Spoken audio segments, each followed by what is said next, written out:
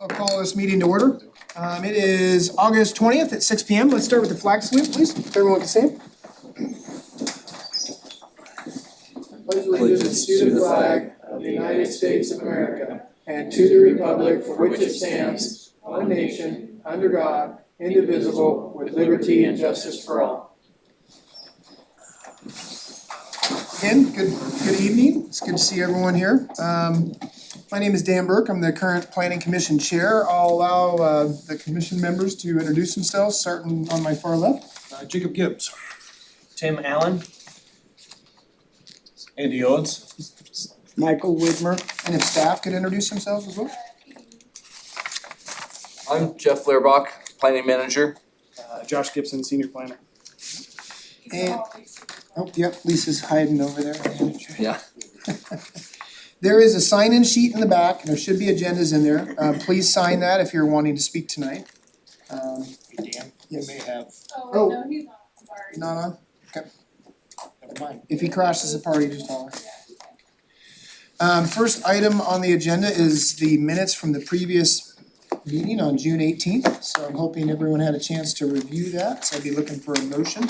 Motion to approve. Okay, I have a motion, do I have a second? I wasn't here, so I don't want to second. Were you here, Dan? Yes, I was, but I usually try not to. I can second it. Yeah, you should. I'll second it. Yep. Been moved and seconded, any other discussion?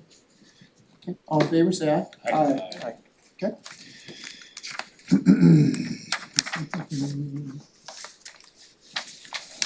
Okay, as far as our agenda for tonight, we will be removing the third option, the Gypsy Investments. That's been withdrawn, right, Jeff, at this time? Okay. And our first item on the agenda is Had Properties LLC, Planning Department File Number 26-032. Request for a comprehensive plan amendment of 4 units of land totaling 0.97 acres from medium density residential RMD to high density residential RHD, together with a zone change from R1 single family residential to R2 multi-family residential. So do I have any commissioners that have any conflict of interest or ex parte contacts or any site visits? No. Okay. Do we have a qualified parties list on this one, Jeff? We do. Nice. For the agenda items, for both agenda items, if you can, pass those around. I'm supposed to take one.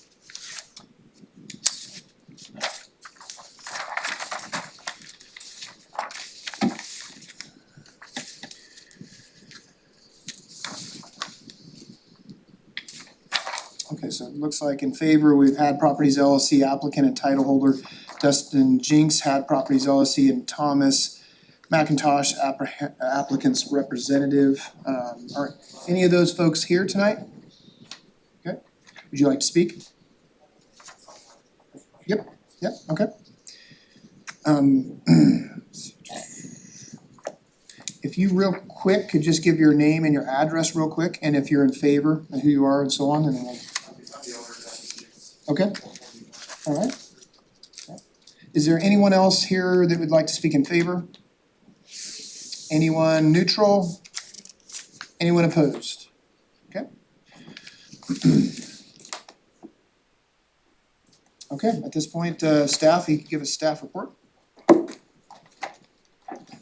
Good evening, Chair Burke and fellow commissioners. I'm submitting exhibits 1 through 14 into the record.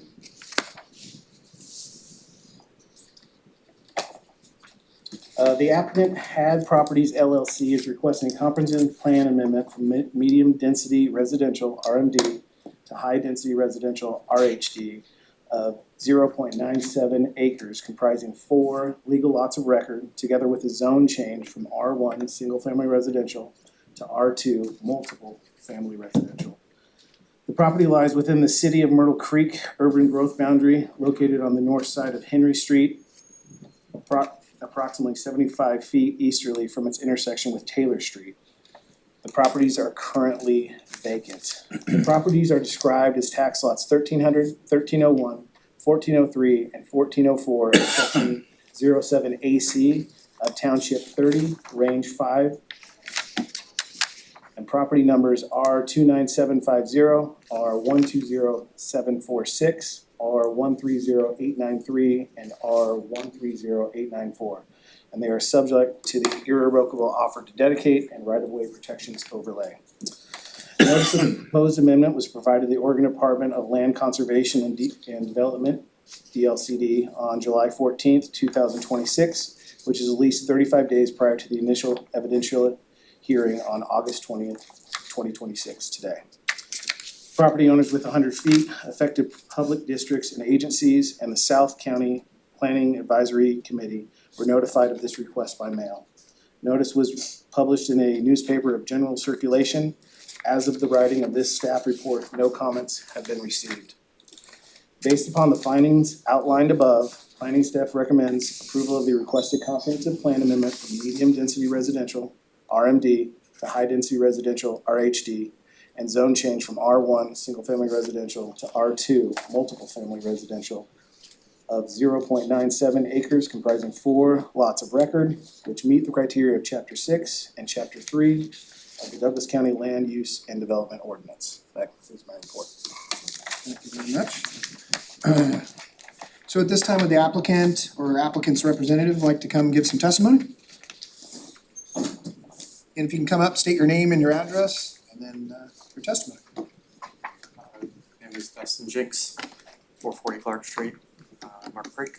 I'm the owner and applicant. As we all know, there is a shortage of housing units in Douglas County. Anywhere there's an estimate from 5,000 to 7,000 units short. Part of the zone changes to add density in existing, housing residential areas. So that's what we're planning on doing. If we get it approved. Okay. All right.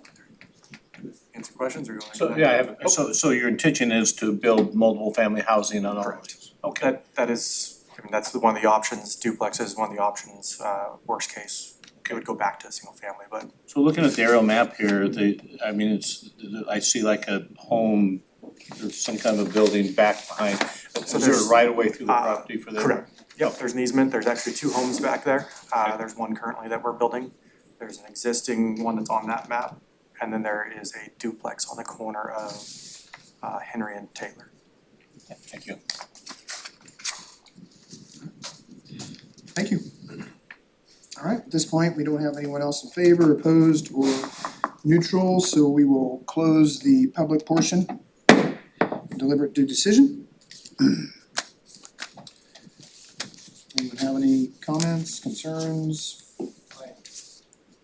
Question similar to, I think, your question, Andy, of, this isn't necessarily to you, but it's to staff on what is the constraints of multifamily or the limits, I guess, what does that mean from single family to multifamily, how many units theoretically are we talking about?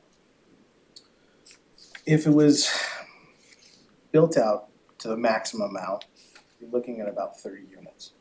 So that's based on combining 3 tax lots together on the west side of that access to that house in the back, because there is a 25-foot easement in between those. So if you give or take a few, I mean, if they wanted to build it out as best they could, it would be 30. So, but there is probably some acreage constraints. Parking has to be involved as well. There are, depending on how many plexes you have, there are different standards for, there's not so many standards for a 3+ or a 3-plex. There's bicycle requirements for 4-plex, and then 5-plex, if they were 5-plex and above, then there would have to be some type of agreement or covenant that indicates that 50% of those units have to be for affordable housing. So, but yeah, you're looking at, if it was everything Sure, aligned yeah, perfectly. I'm looking at the bookends here. So I'm assuming within the city, so there's utilities available as far as water, sewage, all that? Correct, they are both in Tri-City Water and Sanitation. Okay. So that would be one thing that they would need to prove up, whether they have the capacity to serve the passion and stuff like parking requirements with? Yes, so for every 2 units, there needs to be 3 parking spaces.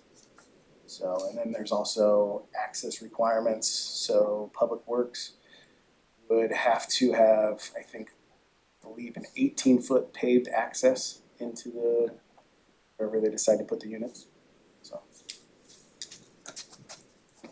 Thanks, just for clarity, I Yeah, was curious what the. Any other discussion? If not, I'd be looking. This is not, it's not, it's, our purview doesn't go to what you do, it's more of just, I'm curious, I didn't understand what the Understanding the high density residential Yeah, like versus what the does that medium. fully encompass regardless of what your plans may or may not be. It's just education on what's possible to make sure. So I'd be looking for a motion. I'll make a motion that we approve the Head Properties LLC. Do you want me to read the whole thing? Just the planning department file will probably be fine. It's 26032. Where's it at? Oh, there we go, planning department file. So I make a motion that we approve the planning department file number 26-032. I'll second. Moved and the race for second, so. Someone figure that out. Any other discussion? If none being heard, all in favor? Aye. Did the deferral go to Michael for the second? Okay, Thank you, Tim. Just for the record, second place doesn't get you a blue ribbon.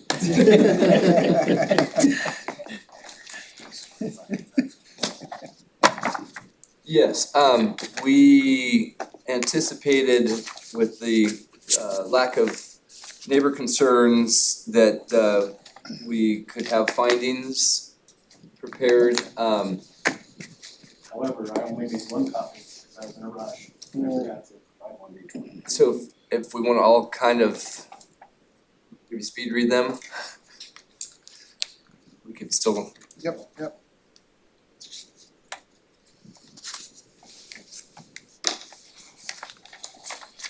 And I will update the commissioners that are present. Yeah, I just need to add 80.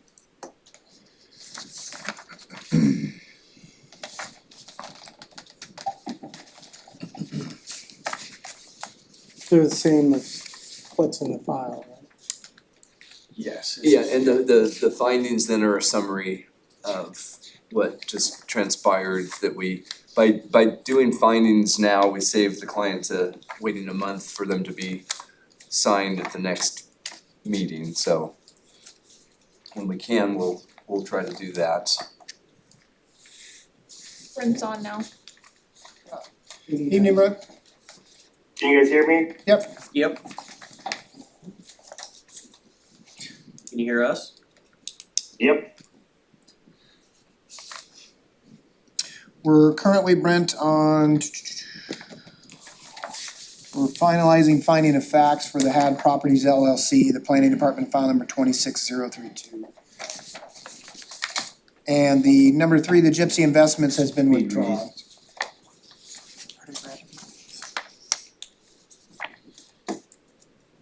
Alright.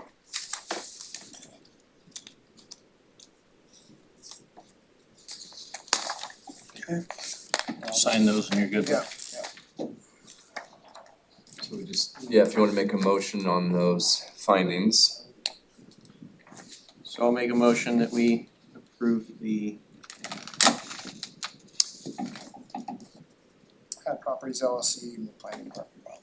but this is Findings of fact. findings of fact, thank you, for file 26032. I'll second that.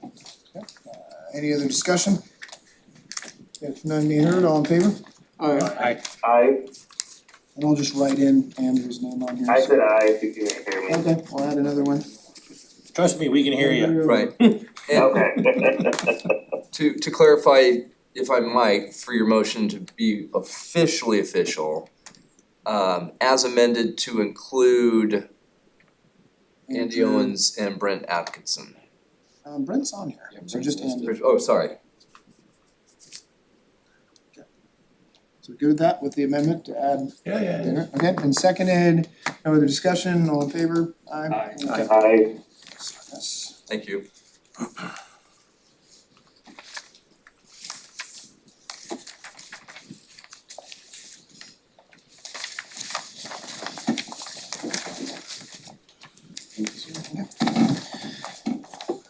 Alright, the next item on the agenda is a hearing for Bruce and Nicole Leatherwood, Planning Department file number 26-016. It's an appeal of a request for a single-family dwelling not in conjunction with farm use on 9.85 acres unit of land located east of Platte K Road on the north side of Fir Vista Road, approximately 3 miles east of Sutherland. So we have a qualified party list. Real quick, do we have any commissioners with conflict of interest, ex parte contacts, or site visits? No. Okay, we have a qualified party list, so those in favor, is Bruce and Nicole Leatherwood here? I'm Nicole. Just you? Just, yeah, that's, Is Oregon Department of State Lands here? I don't see anyone. And then opposed, I have a Robert DeVito. Okay. Mark and Debbie Smith. Yeah, I'm Mark Smith. Okay, thank you. Brent and Marissa Yeager. Here. Okay. And then is there anyone else that would like to speak in favor? Okay, what was your name Erica Tenbrook, and what's your address? 203 Johnson Street, Sutherland, Oregon, 97479. Erica Tandro, okay. Anyone else on the neutral side? Anyone else opposed that would like to speak? Okay.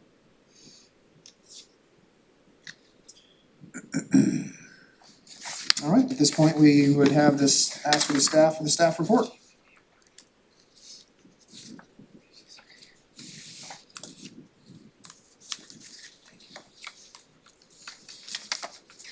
Good evening, Commissioners, Commissioner Chair Burks, and our other Commissioners. We'll give you the staff exhibits 1 through 16, and they are for the staff report portion.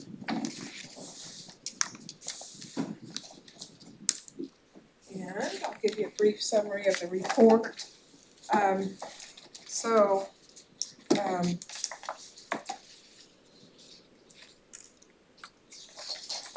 So the matter before the Planning Commission is the appeal of the Bruce and Nicole Leatherwood request for a single-family dwelling not in conjunction with farm use. It's called a non-farm dwelling on a 9.85 acre unit of land located east of Platte K Road on the north side of Fir Vista Road, approximately 3 miles east of Sutherland.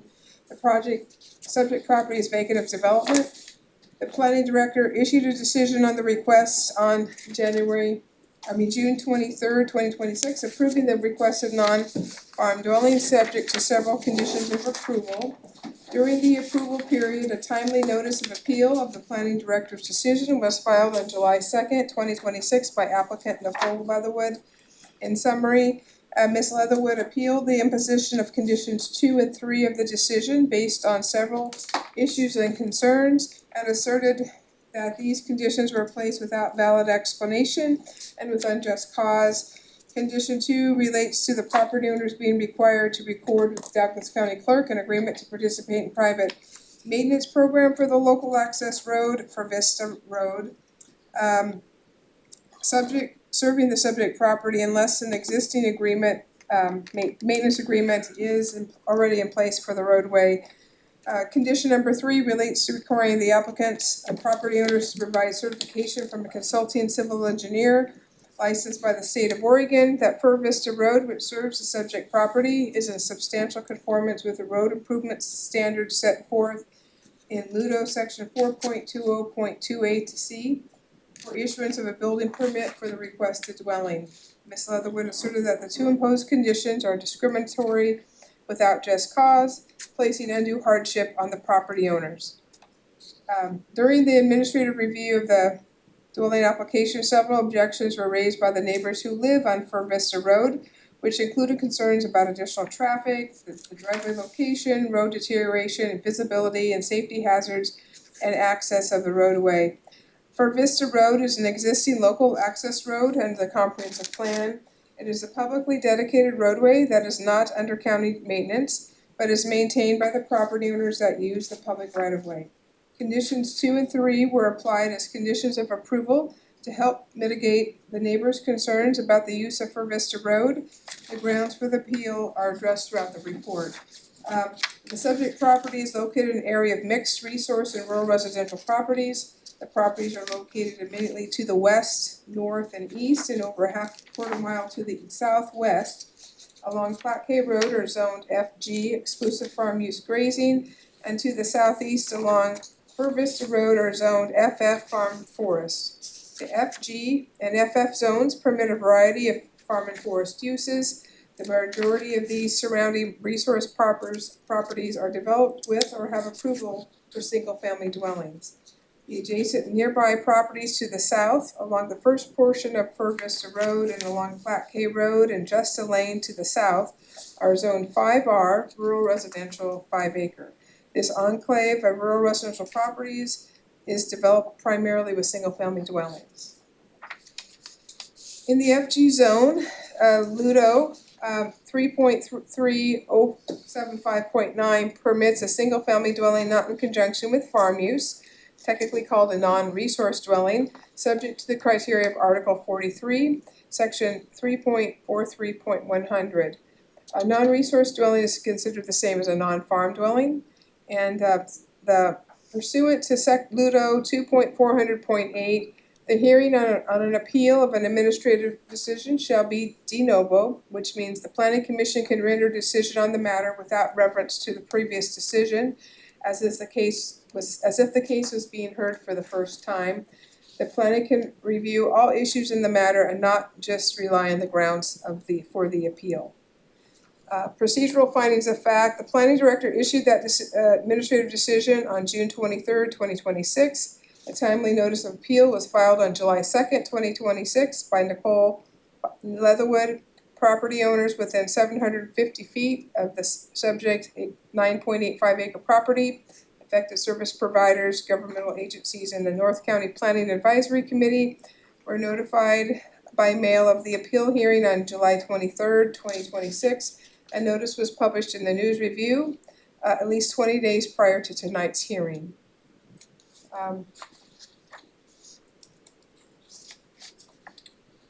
The staff report kind of addresses a lot of the different criteria, particularly for the dwelling, but really for concern tonight is at least based on the appeal, was going to be more the access and appeal issues.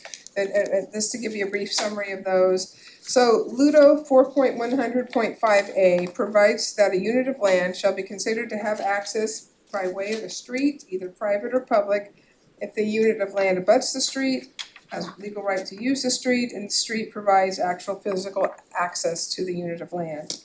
The subject property is accessed via Platte Cave Road, thence via a Fur Vista Road and an existing local access road. Records from the county surveyor and the Douglas County Public Works indicate that Fur Vista Road was dedicated as a public right-of-way in 1911. As related to the specific parts of the appeal, the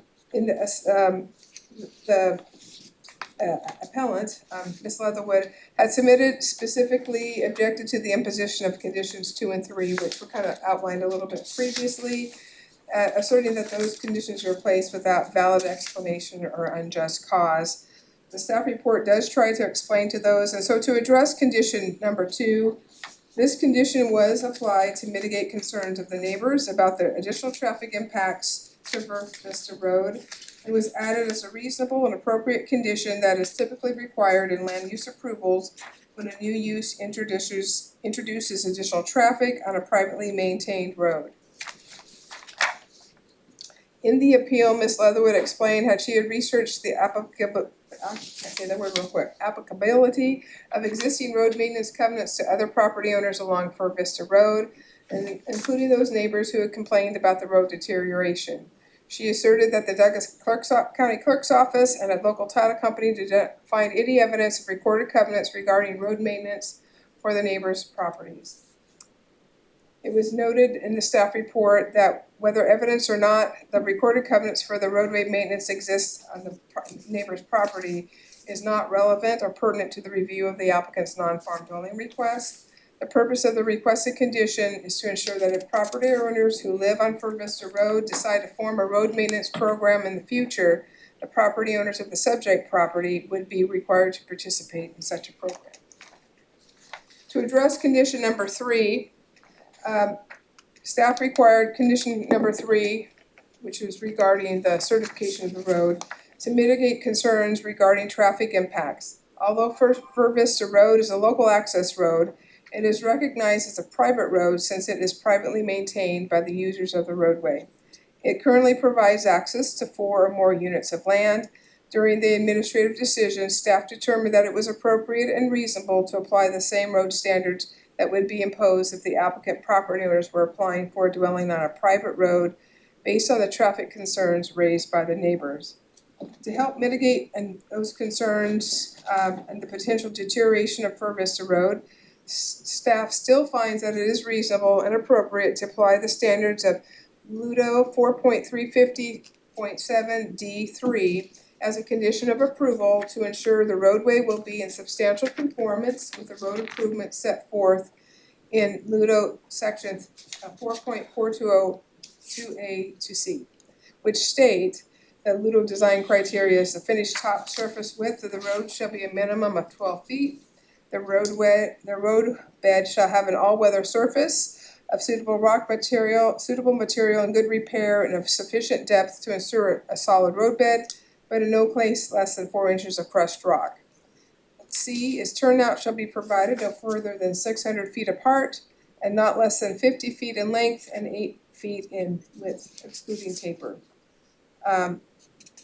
One of the concerns expressed by the applicant in the appeal is about potential improvements on the roadway, and she was concerned about liability.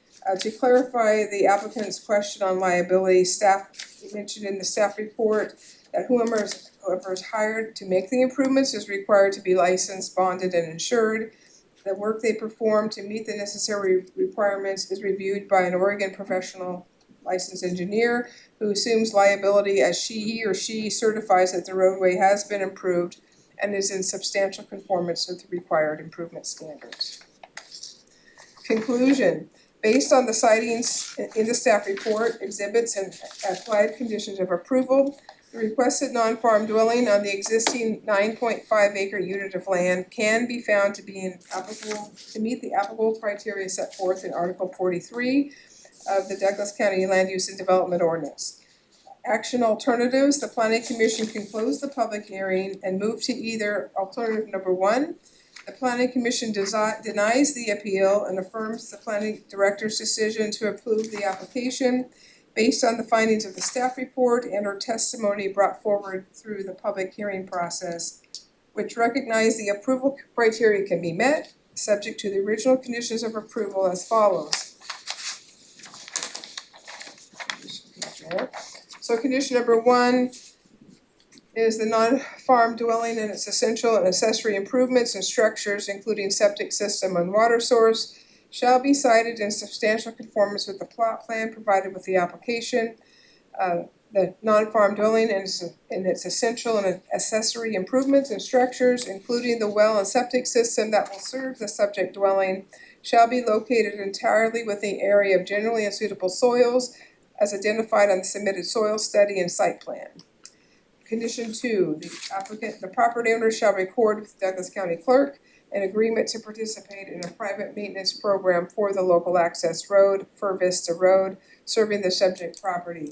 This recorded agreement obligates the owners, their heirs, successors, and assigns to participate in any private maintenance program which may be formed by the users of the road, and to share the costs of maintenance in proportion to the benefits of their respective property. A sample of such agreement may be attained by the planning department. A copy of the recorded document shall be submitted to the planning department. If there is any existing road maintenance program in place for the road, which includes the subject property, a copy of that documentation will suffice to fulfill this condition. Condition 3, pursuant to Ludo section 4.350.7 D, The applicant property owner shall provide certification from a consulting civil engineer licensed by the state of Oregon that Fur Vista Road, which serves the subject property, is in substantial conformance with the road improvement standards set forth in Ludo 4.220.2.A to C. Fur Vista Road shall be certified from its intersection with Platte K Road, County Road 75, through the point where the driveway veers north to serve the proposed dwelling. Condition 4, the applicant property owner shall submit verification to the planning department that they have initiated the process for the subject property to be annexed in the Fair Oaks Rural Fire District. Unless otherwise provided by the fire district, the necessary paperwork for the annexation may be obtained by the planning department. Condition 5, the property owner shall sign and record with the Douglas County Clerk a restrictive covenant for resource management. Such covenant shall run with the property and shall specify that owners of adjacent and nearby land will be allowed to conduct normal resource management practices on their properties, and that the owners and subsequent owners of the subject property waive all rights to object to legal resource management activities. The required form can be obtained from the planning department. A copy of the recorded document shall be submitted to the planning department. Condition 6, the applicant's property owner shall provide documentation from the Douglas County Assessor's Office that the subject property has been disqualified from receiving special farm or forest assessments, tax assessments in accordance with ORS 215 to 236. Condition 7, once the appeal period has expired and the above conditions have been met, the applicant's property owner shall contact the planning department to obtain a planning clearance worksheet for authorization for the construction or placement of the non-farm dwelling. Planning clearance will allow the applicants to proceed with on-site services and building department for permitting processes. Advisory statement number 1, the applicant's property owners are advised that the non-farm dwelling must comply with the provisions of ORS 215-236, which includes the subject property being limited from any future farm and forest assessments. Alternative number 2, the Planning Commission approves the appeal and approves the application with modifications to conditions 2 and/or number 3, or with additional conditions of approval based on findings of fact and/or testimony brought forward through the public hearing, which recognize the approval criteria can be met. Any questions? So, quick question. This is a fairly complicated one, it looks like. So this was approved administratively. Yes. In that process, the applicant appealed it, and during that process is when it opened it up to the other issues that were brought up by the neighbors. Is that kind of the? They were actually brought up during the administrative Okay, they were, review, okay, and that's why some of those conditions were, condition 2 and 3 were added Okay, to help gotcha. mitigate those concerns. Gotcha, okay, understood, perfect, okay. That was the only question I had. Anyone else have any other questions? I want clarification on non-farm dwelling versus residential. I'm used to seeing, that we're gonna put a residence, so can you clarify that piece for me? Well, in the exclusive farm use grazing zone or like farm forest, one of those kind of zones, there's usually an option to get like a farm related type dwelling or a dwelling that's not in conjunction with farm use. So it's either in conjunction with farm use or not. And there could be other options depending on the zoning of the property, so it's kind of case by case, but a really common application is called a dwelling not in conjunction with farm use, or what we call a non-farm dwelling. Usually it's a parcel, maybe depending on the size of it, it could be 10, 15 acres or less usually, and then somebody's applying and they apply to the criteria, which are pretty extensive and lots of things that have to be done to try to obtain that approval. But there's usually some soils documentation from a soils consultant. They actually had a land use consultant, the Leatherwoods did, and they also have to do like a land use study around the property and some things like that. So it's different than like across the street where it's already zoned for a dwelling, because it maybe years, like 40 years ago or so, when the dwellings, the zoning was established in the early 80s, that area to the south, that zone 5R, a dwelling would just be a permitted use. But this kind of dwelling, they have to go through a review, there is notice to the neighbors, and they have the neighbors have an opportunity to comment, or agencies as well, to provide their feedback. Thank you. Any other questions for staff before we move forward? I was gonna ask you later, but I guess I'll ask you now. Kind of on line with your question, Mr. Chair, if comments hadn't been received during the administrative process, would conditions 2 and 3 been included? Most likely not, because it is a local access road, so typically, but they're not uncommon to be done. Sure. It wouldn't be unusual for the road maintenance to, because it pertains not just to private roads, but for local access roads. The road certification may or may not have been required. Any questions? Okay, if not, we'll, if the applicant would like to come forward, Nicole, you wanna come forward, state your address again, and then,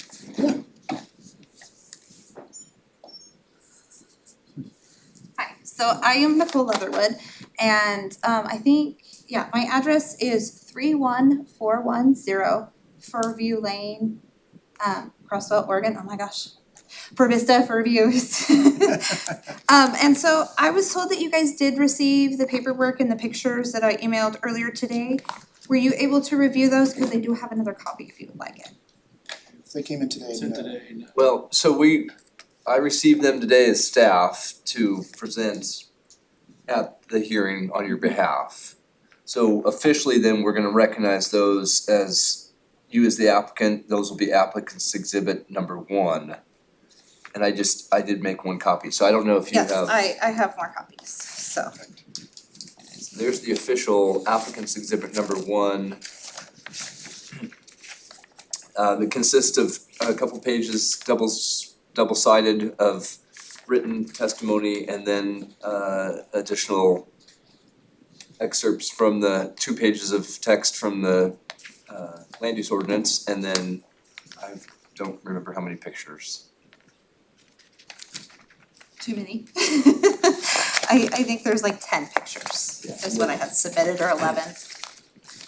And the pictures are, I'm sure you'll go into more detail, but for the record, the pictures that we received as applicant's exhibit, they're pictures of the roadway, it looks like measurements that have been taken. Trying to show the width, the existing width of the roadway. Yes, as well as some of the concerns regarding the deterioration of the road, and one of the comments was that it was unsafe from one of the driveways where our proposed driveway was, which we disproved with the image that was taken.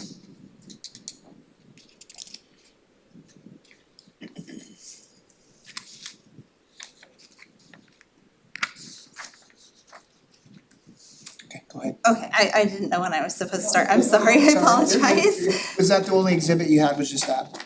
Yes, the other I have another copy of the pictures here, but I guess I can give them to No, you. you're good, you're good. Do you have enough copies?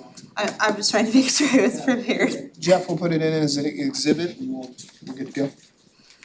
Alright, so I am Nicole Leatherwood. I have filed an appeal on the conditions placed upon my non-farm dwelling application, file number 26-016. I filed an appeal to conditions number 2 and 3 placed upon my dwelling application because I disagree with the terms of these conditions and the ordinances referenced with justification to impose. Condition number 2 reads, property owners of R149517 are required to sign a road maintenance covenant and file the covenant with Douglas County Clerk or join an existing road maintenance group if one exists and provide documentation of joining. For Vista Road is a county public access road.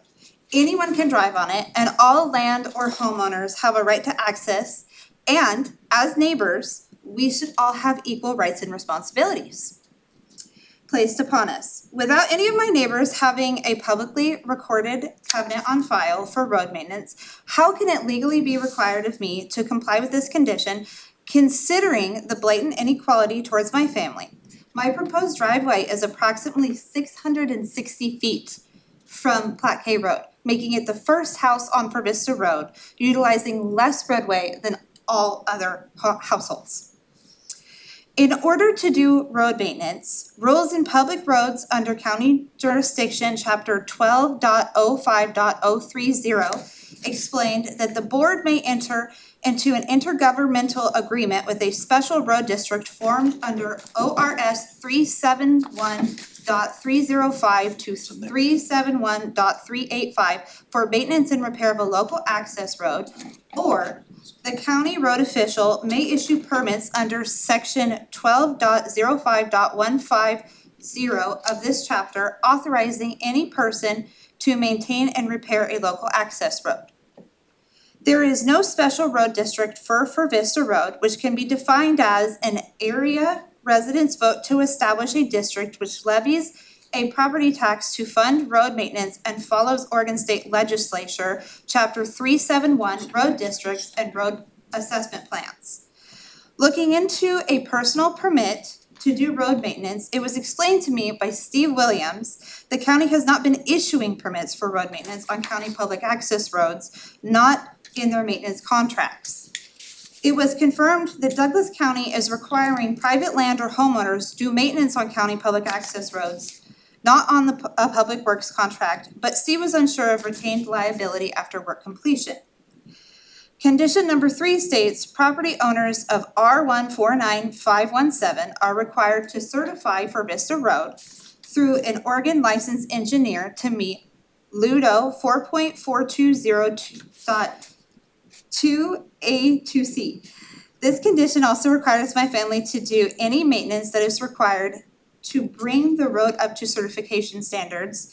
I guess as Lisa did say, it would be a licensed contractor, but we would have to pay a licensed contractor. From the intersection of Plat K to my proposed driveway. By requiring my family to certify for Vista Road, which is a county public access road, as stated by the planning department, it would create an undue hardship upon my family. With that being said, claims have been made specifically by Mr. and Mrs. Yeager, Mr. DeVito, and Mr. and Mrs. Smith to planning in regards to for Vista Road being a narrow, single-lane road that is facing deterioration. LUDO 4.420.2 A to C requires a private road with a subdivided plot to meet standards such as the road be 12 feet wide, provide pullouts 50 feet long and 8 feet wide, not including taper every 600 feet, and make sure the road be of suitable material as well as in good repair with 4 inches of crushed rock. You can see from the images that I have provided, you can see from the images that I've provided for Vista Road is very well maintained and the road is wide enough for 2 vehicles to pass. At the narrowest part of For Vista Road, where it intersects Plat K, For Vista measures 14 feet 8 inches wide. At the end of my property boundary, the road measures over 16 feet wide. Based off of these images, there are no unsafe blind spots, lack of ability to pass, or significant wear or deterioration on For Vista Road, making these claims false. Clearly, For Vista Road is a well-established county road. Douglas County Planning Department should be aware of the size and usage. There is obviously no need for engineer certification as the road has been accepted and adequate for use up to this point in time for all residents and the public. When confronted with information on liability when maintaining or updating the road, Douglas County Planning was originally unsure of liability, but now has stated that anyone hired to do work must be licensed, bonded, and insured. Then the work would have to be certified by an Oregon licensed engineer who would retain liability. Douglas County Planning did not touch on whose jurisdiction it would be to enforce county right-of-way on each side of For Vista Road in order to create pullouts 8 feet wide and 50 feet long, not including tapers. Douglas County Planning also did not explain who would enforce neighbors to remove structures or foliage that was encroaching the roadway. It is considered trespassing to damage any trees or shrubbery that is on my neighbor's property, even if they are hanging in the roadway. Douglas County Planning refers to LUDO Chapter 4 frequently in their justifications for the conditions placed upon my non-farm dwelling application. LUDO Chapter 4 is the chapter of land use and development ordinances pertaining to new divisions of land. However, my parcel is not a new division of land. During my property boundary survey with David Edwards, he found the original lines from Sutherland Land and Water Code dated back to the 1900s. Douglas County Planning staff recognizes that my plot was created in the early 1900s in their staff report, yet are still imposing improper conditions. Furthermore, Douglas County Planning Department has claimed they did not have access to any public covenant records, even though they should be available for access at the county clerk, and in their staff report claimed that it is irrelevant that none of the other residents of For Vista Road have signed covenants. If I understand correctly, Ludo 4.415C 2D explained that if I fall under land division criteria in a rural area with a road that does not have a county maintenance contract and is considered a privately maintained road, then all other parcel owners are required to sign and approve covenants with the planning director, as well as comply with road maintenance or comply with establishment of a homeowner association and to create levies for maintenance. Douglas County Planning Department has not been able to provide adequate or timely information on the stipulations that have been placed upon my non-farm dwelling application. Only when I filed an appeal was I given more information, but that information still lacks substance. Planning openly admitted to no legality behind these imposed conditions and stated they were only to appease neighbors. Additionally, planning has entertained false claims from my neighbors that I am illegally starting construction and breaking fire laws. I have every right as a private landowner to be on my property and complete active agricultural duties. Agricultural work on my property falls under DFPA regulations, not the planning department, and has nothing to do with my non-farm dwelling application. To summarize, the planning department has unnecessarily placed these conditions upon my family without great reason and have no legality. They simply wanted to appease my neighbors' complaints. For Vista Road is of exceptional condition, and the claims my neighbors made of deterioration and narrow width are false. Conditions 2 and 3 are completely irrelevant to my property and application due to the nature of the fictitious statements from my neighbors, as well as my property does not fit criteria for Ludo Chapter 4 because it is not, because it is a well-established plot not being subdivided. I would like these conditions removed from my file. Alright, thank you. Do you have any questions? Not at this time, I don't think. Yep, you'll have a chance to come back and Okay, give a. thank you. Thank you. Okay, we had one other person in favor, Eric Tandra. Want to come up and give your name and your address?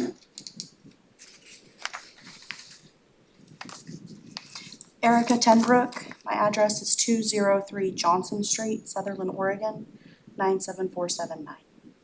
And I don't have a lot to say other than that I think what she said was very well researched. And I agree that it does seem to be discriminatory and put undue hardship on one individual without considering the other people that do use that road being responsible for that maintenance. Thank you. All right, thanks.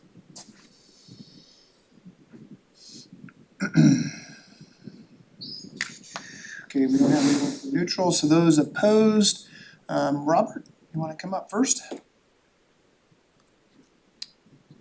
You're gonna have to say it loud. Oh, is Robert? Do you wanna come up and give your testimony, sir?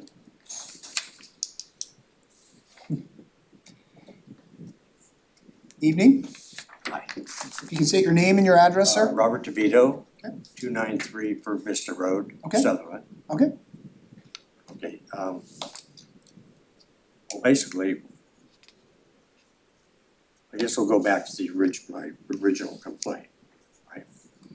Based on the drawing I had. And we're gonna put the driveway just right across from the driveway that goes to myself and Mark Smith and right by the Jaegers. So that was the original complaint, and then I noticed when I got a response, it said the driveway would be 300 feet west of our driveway. Okay, well, that's fine, but I do wanna confirm if that's what it's gonna be, because when you look at the map of the proposed house there, it doesn't say 300 feet. So that's number one. And my other complaint was assuming, cause they dug a test hole for the septic. It's real close to my well. My well's just across from it, you know, now I learned they gotta be at least 100 feet away from, you know, a septic from a well. If it's 100 feet or more, well, then that's acceptable. But I can't tell by the way they're digging out there. So those were my major complaints. The septic and where the driveway's gonna be. And then any damage done to the road, because we do have a private road maintenance thing out there, and it's verbal. It's been that way for 24 years that I can remember. When I bought the house 24 years ago, we had a neighbor up on Fur Vista and one of his friends, and they came around and everybody in the road was just shot. I mean, it was just total chuck holes, you know, you'd high center on it, you know, it was so bad.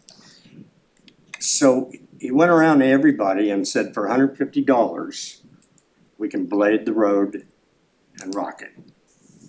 So everybody did that, right? All the people that were living there at that time in 2002. Since then, there's been, you know, times where they have to go back out there and put a little, you know, the chuck holes start to appear a little bit, you know, and they fill them. And that's the way it's been for 24 years that I know, right? It's all verbal and everybody chips in. There was no written thing or anything about it, right? So that's the way the road maintenance thing has come down over the years. Now, I don't understand why if somebody wants to go out there and tear up the road that they don't wanna help chip in. I mean, it's not like maybe there's 12 of us living out there. And each and everybody has horse trailers, big trucks, and you know, we just all chip in whatever damage is done, right? It's not paved, it's rocked and 1 inch minus. And it's good and it's solid and it's been good since they did it 24 years ago. And that's the way we do it out there. That's the way we roll. I don't understand why one person on a road, somebody with a new house, is gonna bring all the trucks and bring everything out there and go, hey, I don't wanna pay for this, there's no signed contract and everything. We're just all neighbors out there, right? And we all get along and we all pay for everything. But I do wanna say, in the last month, there's one thing that I and many of the neighbors out there do not appreciate. On July 12th, there was all this action going on that's right across from my driveway, real close to the Jaegers, and Mark Smith lives in back. And they have, it used to be all cow fields, and the cows kept it down. Now you get about 2 feet or so dry grass. And it's pretty high fire danger. And these guys are out there on a Sunday, 2 trucks out there in the field, an excavator, a dump truck, digging holes. And I couldn't figure out what's going on, right? And then the excavator was about 200 or 300 feet north of my driveway, digging back there, I don't know what for. And they stopped. And then the excavator went about 500 or 600 or 700 feet toward Plat K. And they're back there digging and digging and digging with a dump truck, taking loads of dirt and going northwest of the property and dumping it. Well, somebody called the DFPA and it was around 3 o'clock in the afternoon and they put a stop to it, right? So they left all their equipment out there. The excavator, the dump truck, 1 red truck, they just left it out there, and the silver truck that was in there, and they have their gate right there across from our driveway. He left. Okay, so the next Saturday, now I assume the DFPA told them, hey, you know, you can't do this, right? It's a high fire danger. Next Saturday, here they were out there again. No excavator and no dump truck. But 2 trucks driving out in the field, people walking back and forth. And here come the DFPA again and stopped it. So that's what I don't appreciate. How I mean, where we were living out there 5 years ago, I believe, when they had big fires from Rock Creek and over, right? We all had to evacuate. First it was level 2, move the animals. Level 3, go. So for days and days, we had to evacuate. So now somebody goes out there and starts doing, I don't appreciate that. I mean, we're all, and they live back there somewhere too, they have hundreds of acres there. So that's that part, I just wanted to mention it. So as far as I'm concerned, I want 2 things confirmed. Where the septic's gonna be in relation to my well, and where the driveway's gonna be in relation to the road. Because see, if the driveway's right there across from our road, now what, you got a house, everybody's going like this, and that's why we said, we complained about it, and it's not false, and it's not fictitious, it's a fact. Everything that we said, was a fact of what could happen out there. And that's it, that's all I have to say. Okay, all right, thank you very much, sir. Yeah, Mark and Debbie Smith. And state your name and your address, sir, if you would. Mark Smith, I live at 295 Fur Vista Road. Okay. Seems like the main subject of this meeting is Fur Vista Road. And there's multiple access points to the Leatherwood parcel and don't have to use Fur Vista Road. They can drive across their own property. There's a gate and a culvert at Plat K that accesses to their property, and they do not have to use Fur Vista Road. There's also another old railroad bed to the north that is also an access road into their property also. So the whole meeting's about Fur Vista Road. They don't really even need to use Fur Vista Road. They have access to their property. And I second everything that Bob just said. Thank you. All right, thanks, sir. Brent and Marissa Yeager.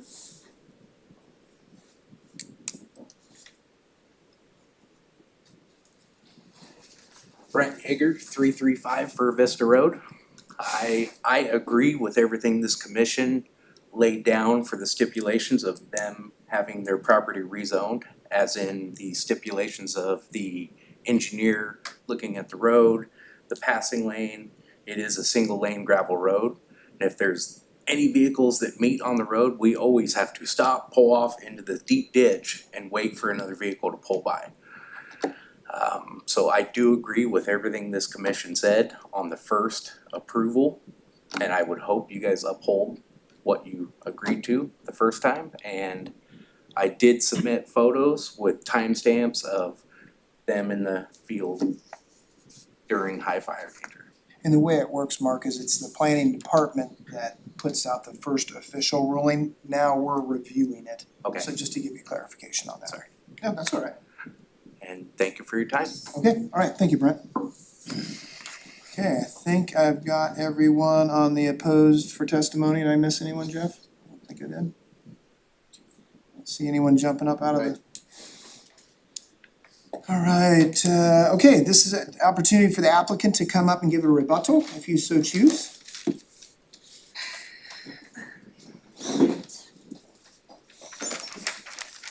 So, like I provided you with the photos, you see the condition of the road. The proposed driveway was addressed in the original concerns in the application approval, as well as the septic system was also addressed, I believe. It all has to be within regulations, within the site and everything. Not sure what us working in the field has to do with my dwelling application, but I do have a fire DFPA waiver that my husband received in order to work, as well as images of him working in the field with the auger and all the fencing materials. Which, if you wanna put that in as exhibit, give that to Jeff. I'm not sure if that would pertain to this, Jeff, in this situation. I just wanted to make sure that. I think clarification wise, I understand the concern with fire, I think everyone does, but I think in this process, I'm not sure it applies to this appeal. Okay, great. Is that correct, Jeff? Yeah, I mean, right, so as Chair Burke said, you can submit it, but If it doesn't apply, I'll just keep it, but. yeah, it is something that's been raised but not part of the approval criteria. Correct. It has nothing to do with my application. Alright, so that is the only rebuttal that I have. Okay, alright, Thank thank you you. so much. Okay, I'm gonna close this public portion and we'll deliberate to decision. I have a couple questions that were just brought up for just, and I guess, remind me, Lisa, here, you talked about this a little bit. Our job in this process at this point is to review the appeal, correct? Yeah, And that's, for those stipulation- technically, you could technically look at other things as well, but Right. the majority of this issue appears to be more the road. Okay, and the stipulations that were put on there. Yeah. The other questions that were brought up originally, I guess they do kind of apply though, cause the stipulations that were put in place on 2 and 3. Yeah. The driveway location and the septic to well, can you guys speak to that as far as neighboring properties, has that been Based met? on the plot plan, the plot, the road is gonna be about 300 feet from the intersection that the DeVito's and the Smith share a driveway. And then the Jaegers are just on the other side to the is a little bit further to the east. And from that location, the driveway was closer to, gonna be towards the west end of the Leatherwood property, which was approximately like 300 feet or something like that distance from that driveway. So it was gonna be not right across the way. So it's met the stipulations that the county has in place currently though, as far as We just said it had to be applied for us as per their plot plan. We didn't specify in there specifically, it's just you have to be in substantial conformance with how they proposed it. Okay, gotcha. And then the concerns with the septic to well, how does that work? I guess We'll have to meet the DEQ standards and that's through Douglas County On-Site Services, so the septic, the location will have to be, the location of the test holes will have to be approved. And they also have to be in the area of generally unsuitable soils, so they have to meet the criteria for the non-farm building too. So it is a little more complex, so they can't just put the septic anyplace. So there are some limitations, but So the concerns that were brought up will be addressed by DEQ as far as locations to existing water sources on other yeah, properties? Okay, yeah. okay, perfect. Okay, that was my questions on that. Thank you very much, Lisa. Did anyone else? I'm sure we've got questions here, so we wanna start. Jake, you wanna start or? I think I had my one. I have rhetorical questions, so no, I think, so I'll take my chance and I'll say them, and then I appreciate the comment on how the road's been maintained in the past. I don't know, I haven't heard anything that said that would be done otherwise going forward, so that's a question. It's not pertinent to staff or the board, but I don't know why anyone would assume that a neighbor wouldn't act like a neighbor on these roads that have been maintained this way for a long time, so that just strikes me as. I guess that was a clarification for me, is so none of the existing property owners have any kind of covenants or anything in place? That we know of. We did not do a legal search to find out, but it sounds like Ms. Leatherwood took to look into that through a title company and some other things, but we don't have records for that to go search into the clerk's record. But then now we're asking her to take on that liability and none of the other property owners do. So theoretically, if someone else on the road wants to apply for a dwelling, obviously these issues or something on the road that may become an issue, or maybe one of the property owners that already have a home, they wanna replace it with a new one, the access issues will probably become an issue again.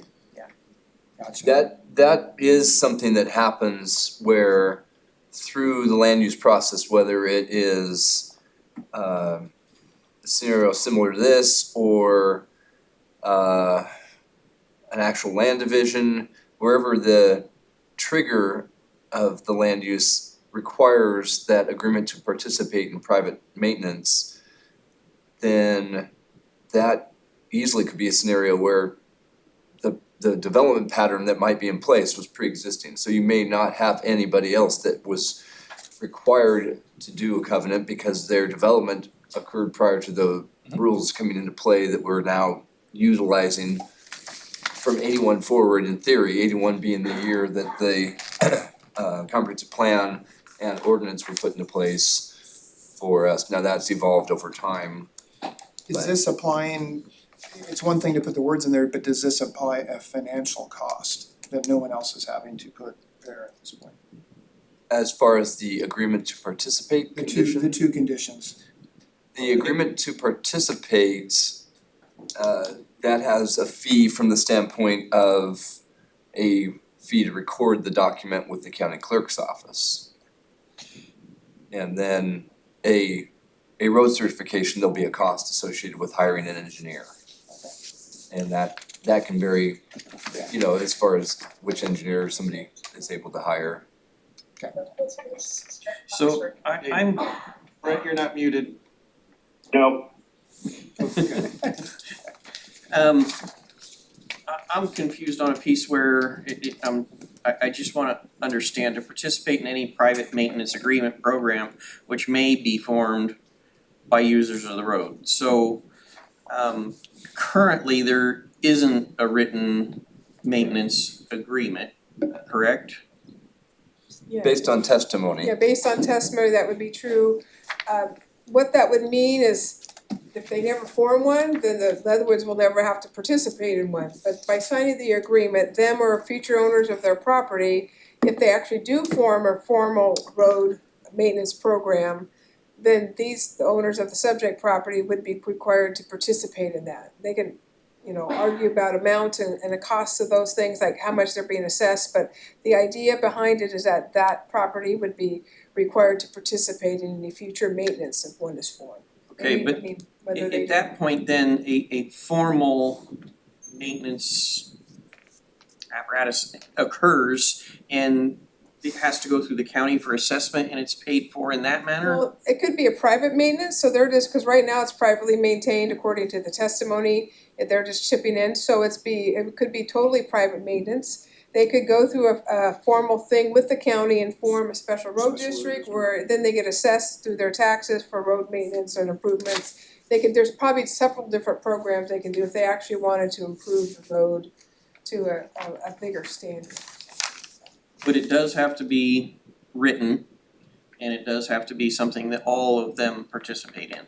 If they're doing something formal, yes, it would require participation by whatever number of users that are on the road and have, however they determine that So what if it's not formal? Where does that land this owner if it's not? So this means on their title report, there'd be a documentation that document has been filed against the property. They don't actually have to participate in roadway maintenance because unless they're doing something because you want to chip in and help like the other neighbors are doing. But the formal association would not be in place until they actually form something.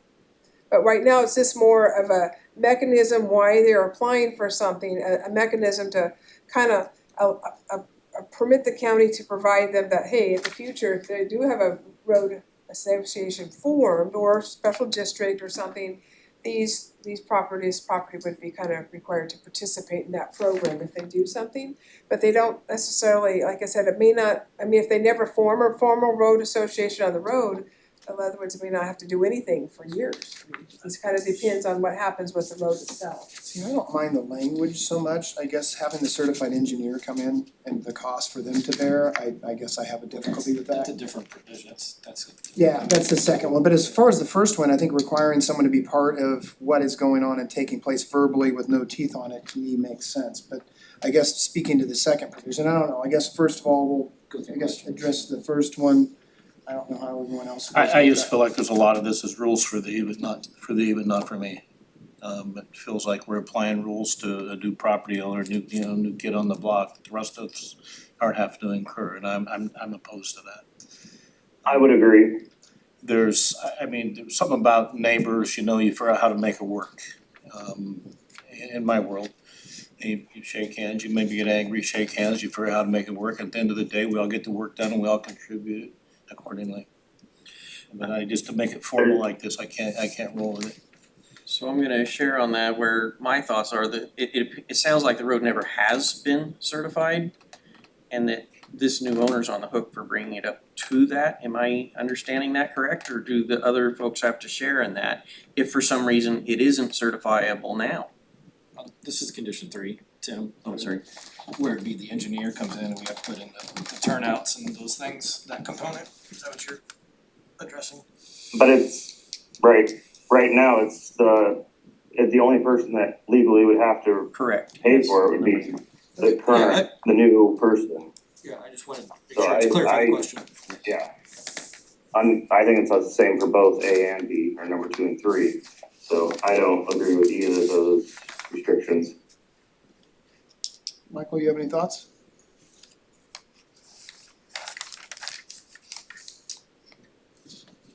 What I'm understanding too is that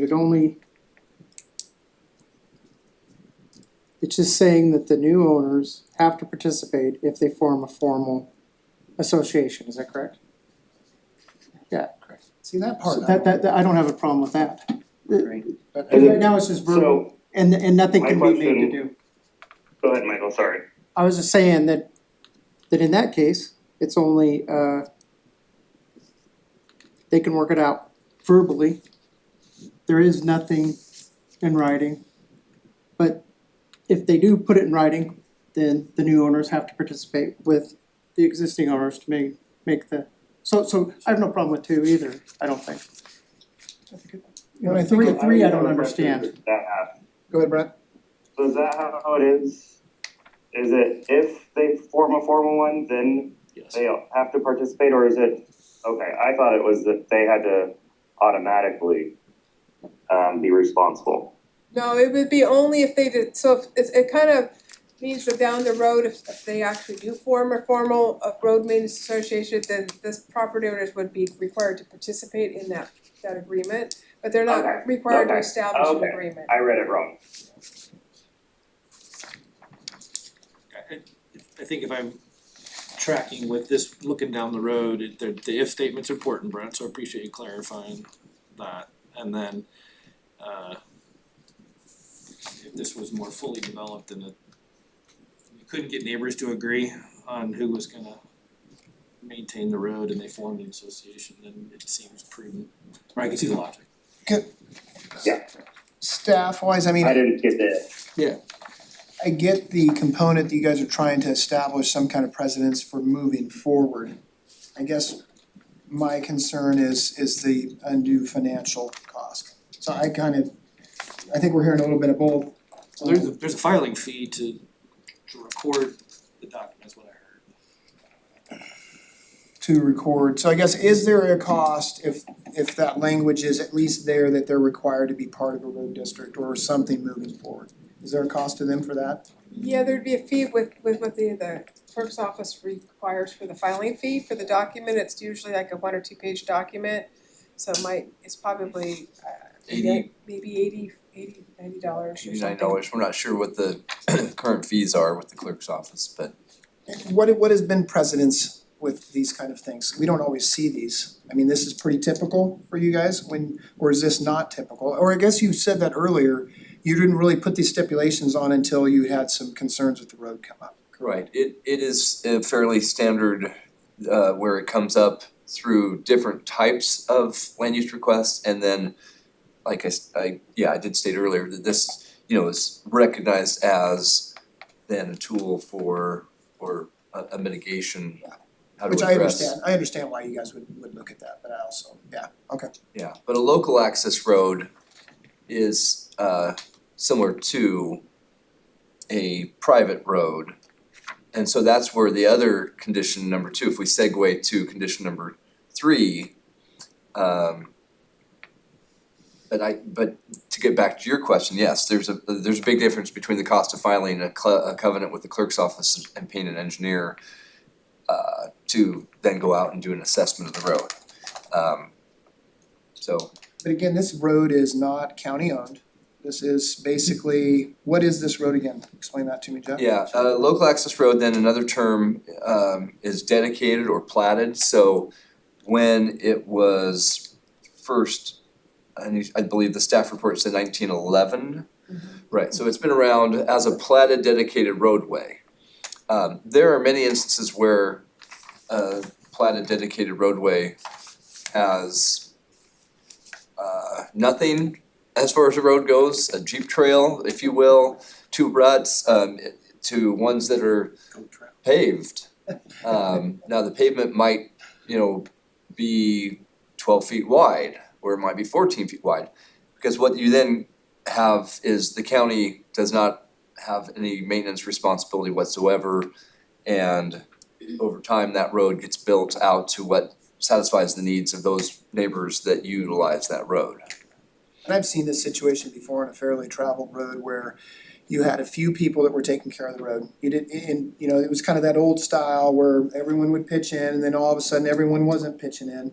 Ultimately, they formed a road district at that time and then everyone was forced to participate. But I think it's a tough piece to me to require someone to be treated differently than the existing owners. That's just my take on it though. So, Go ahead, on my take on the engineer, as testimony from the people in opposition was that they would go around and pass the hat years ago and just maintain the road and then have to have engineers. So I think that's the way to continue that for number 3. I think number 2's, since it is an if statement, I think we approve number 2 and X-nay number 3.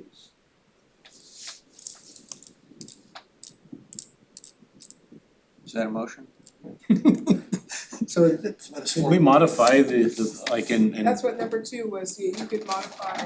so we can say, okay, we'll take these but not those? Cause I mean, number 1, absolutely satisfies Mr. DeVito's concerns. I mean, if you're going with DEQ specs, if I read that correctly. The placement of that,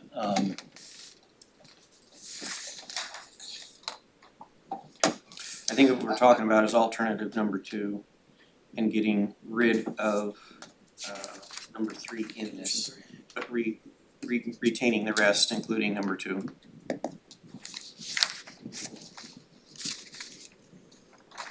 Does that sound correct? So you're saying, Tim, would be alternative 2, but then you're wanting to keep, Well, right here where it says, where's the condition number 2 again? oh, that's. Right there, top of the page, you're looking at. It's on the back page. Okay, there it is, okay. Okay, so you guys are floating the idea of alternative 2, which is basically approving with the modifications, but only approving number 2. And then X-nay and everything else. Well, what about the fire? You're basically just ixnaying Just number taking 3, okay. There hasn't really been any The appeal was for pushback from 2 the and rest. 3, yeah, Right. the appeal It's is just for 2 and so we keep number 2. Yes. We'd keep 2, We 1, 4. delete number 3. Yep.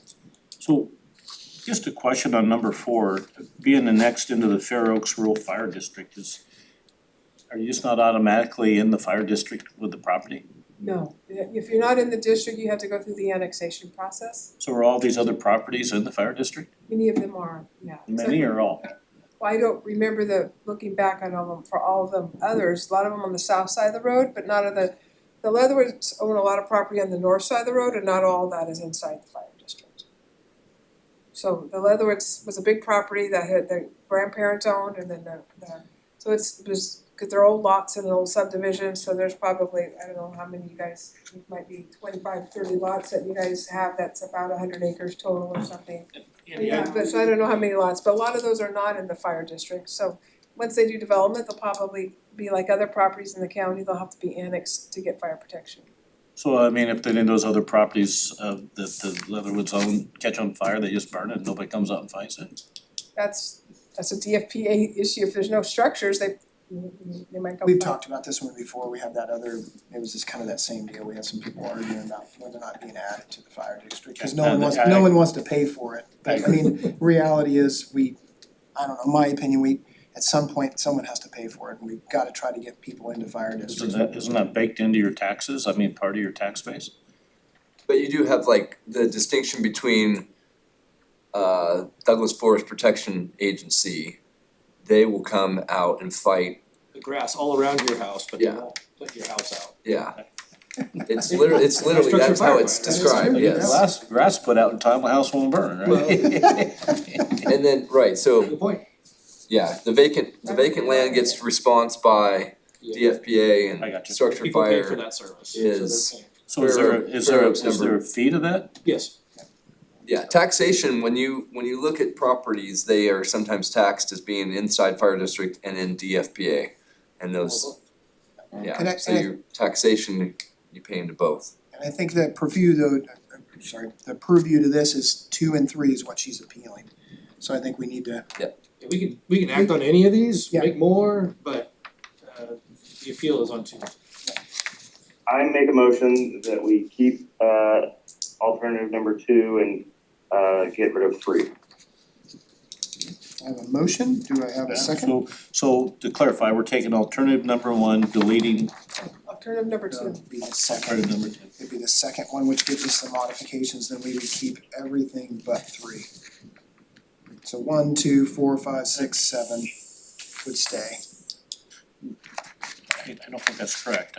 So the planning commission denies that she's appealing the whole thing. We're saying we're gonna keep the appeal, except we're kicking number 2 out. Alternative number 2 is on the back side of that page. Oh, I see it. So that means, but if we approve the appeal, that wipes all of this out, right? We can modify it. I think it's that 2 gives He's us, only appealing 2 and 3. He's only appealing 2 and 3, so we're just focusing on 2 and 3. I got you. so we would just modify it, and like Brent said, we're just removing 2 I'll second. or 3. Okay, I'm with you now. I'm in agreement with that. Okay, so we have a motion where it's been seconded. Any other discussion? None being heard, all in favor? Aye. Aye. Aye. There he goes. There's okay. Okay. So I will just clarify then, with the conclusion of this evening, we have a decision rendered by you as the planning commission that will be summarized in a findings of fact, which the findings of fact will be prepared for next month's meeting for your signature. The once the findings of fact are signed at the next month's meeting, then that will start the appeal period, because there is then an appeal period for your decision that has been rendered. And just for people in the public, so if you can appeal this, and basically the next step, it would go to the Board of Commissioners. Correct, Jeff? Yes. We appreciate everyone coming in, and yeah, we hear you. It's just a narrow piece here, so we try to listen to it all and stay focused on what we have before us. Okay, the next item on the agenda here.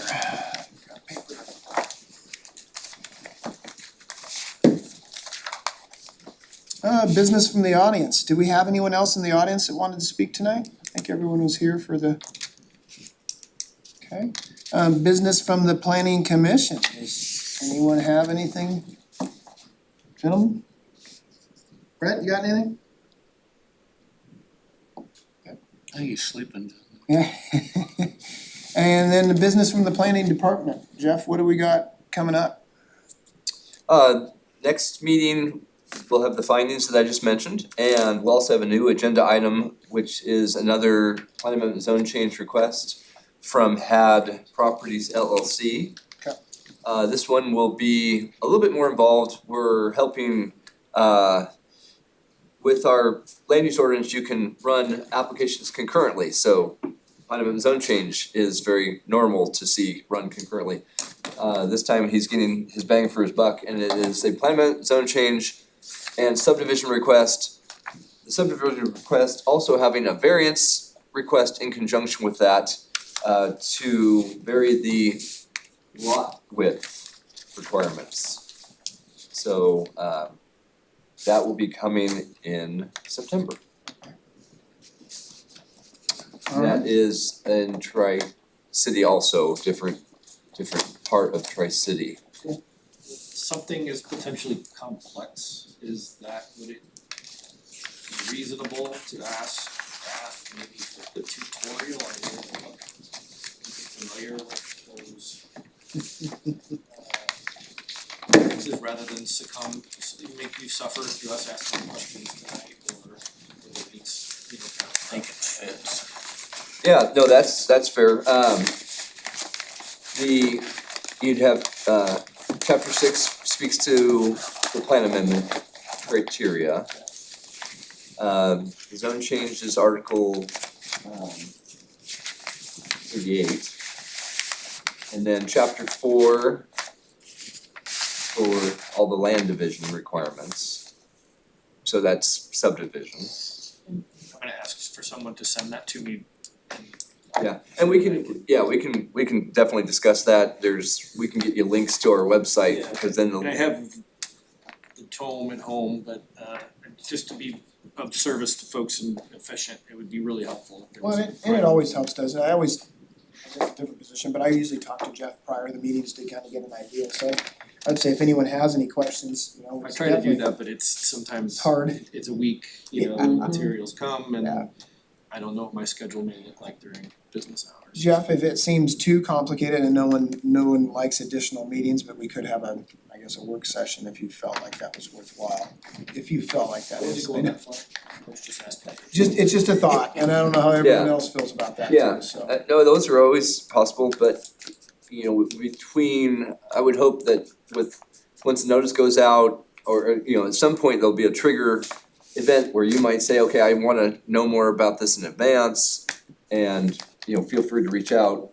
And then we can direct you to the approval criteria that's in the ordinance, and then of course too, if you do choose to brush up on that, when the staff report comes, the staff report is gonna be then specific to that property and that request. So that, then you can kind of tie it all together, I guess. It's all helpful. I'm Yeah. just, It's a lot to sometimes. A lot to wrap around. and you're not minds doing it every around. day. I have other things go bounce around inside my head. It's hard enough to keep that straight, so. You got anything else, Jeff? No, that's what we got. Okay, all right, well, we'll adjourn the meeting.